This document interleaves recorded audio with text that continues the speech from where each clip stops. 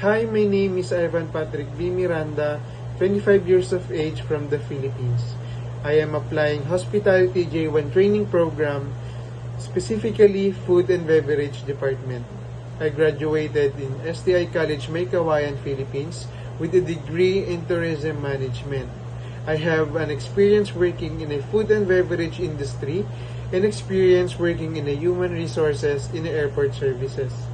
I am particularly excited about this internship opportunity at HPUSA because I believe that my background in food and beverage aligned well with the goal of your team.